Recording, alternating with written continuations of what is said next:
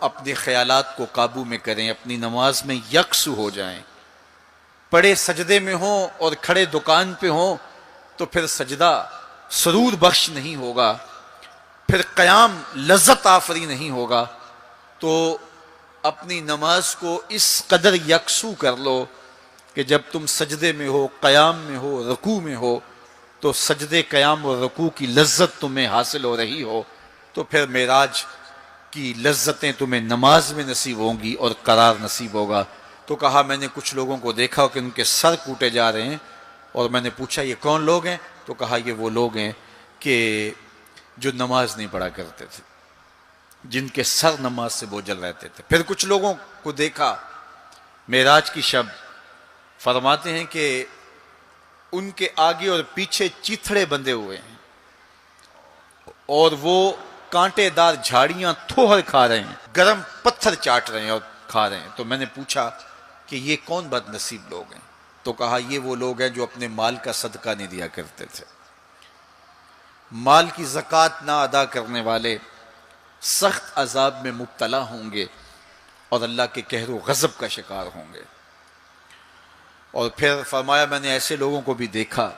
کہ جن کے سامنے انواع و اقسام کے کھانے پڑے ہوئے ہیں، اچھے تازہ اور خوشبودار ماکولات موجود ہیں، لیکن وہ ان کو نہیں لے رہے، بلکہ بدبودار سڑا ہوا گوشت کہیں پڑا ہے اور وہ اس کو اٹھا کے کھا رہے ہیں۔ تو مجھے حیرت ہوئی، تو میں نے جبریل سے پوچھا کہ یہ کون بد نصیب لوگ ہیں کہ ان کے سامنے بھنا ہوا تازہ گوشت موجود ہے، خوشبودار گوشت موجود ہے، لیکن یہ اس بدبودار اور متعفن میں ہاتھ مار رہے ہیں۔ تو کہا یہ آپ کی امت کے وہ بد نصیب لوگ ہیں کہ جن کو پاک طاہر اور پاکیزہ بیویاں میسر تھیں، لیکن اس کے باوجود وہ ناپاک عورتوں کے بستروں پہ راتیں بسر کرتے تھے۔ دور موجود کے اندر برائی اور بدی تیزی کے ساتھ پھیلتی چلی جا رہی ہے، اور جدید ذرائع ابلاغ نے، جس میں سوشل میڈیا پیش ہے، آنکھوں سے حیا تو چھین ہی لیا ہے، خیالوں کی پاکیزگی تو چھین ہی لی ہے، عصمت کے جوہر پر اتنی تیزی سے یہ آلات حملہ آور ہیں کہ اپنی نئی نسلوں کو بچانا اور ان کی حفاظت کرنا بہت ضروری ہو گیا ہے۔ میری اور آپ کی ذمہ داری ہے کہ ہم اپنی اولادوں پر گہری نظر رکھیں اور ان کی حفاظت کریں، چونکہ اگر عصمت کا جوہر محفوظ نہ رہا تو پھر پلے کچھ بھی نہیں رہا، اگر آبرو سلامت نہیں رہی تو پھر پلے کچھ بھی نہیں رہا۔ قیامت کے دن ان لوگوں کو اس صورت کے اندر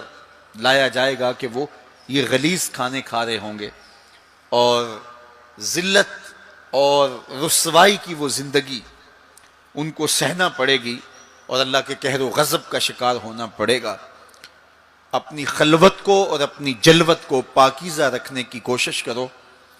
اور اللہ کی رضا اپنا مقصود زندگی بنا لو۔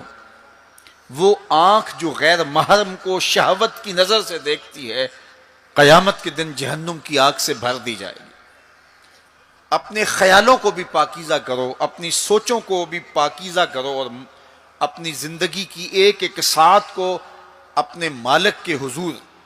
پیش کرو اور اللہ سے توفیق مانگو خیر کی اور برکت اور رحمت کی۔ جب انسان کی نگاہ پاک نہیں رہتی تو خیال پراگندہ ہوتے ہیں، خیالات کی ناپاکیزگی اس کی عصمت کے جوہر پہ حملہ آور ہوتی ہے، اور شیطان کے لیے یہ بڑی خوشی کی بات ہے کہ کوئی نوجوان اپنی عصمت اور اپنی آبرو کو داؤ پہ لگا دے۔ تو دور موجود کے اندر یہ فتنہ تیزی کے ساتھ بڑھتا چلا جا رہا ہے، اس میں ہماری معاشرت کی ناہمواریاں اور جدید ذرائع ابلاغ اور قرب قیامت کی وجہ سے فتنوں کا آسمان سے بارش کی طرح برسنا ہے، لیکن جو اپنے آپ کو بچا لے وہی سرخرو ہوگا، جو نہیں بچا پائے گا وہ اپنی دنیا اور آخرت برباد کر لے گا۔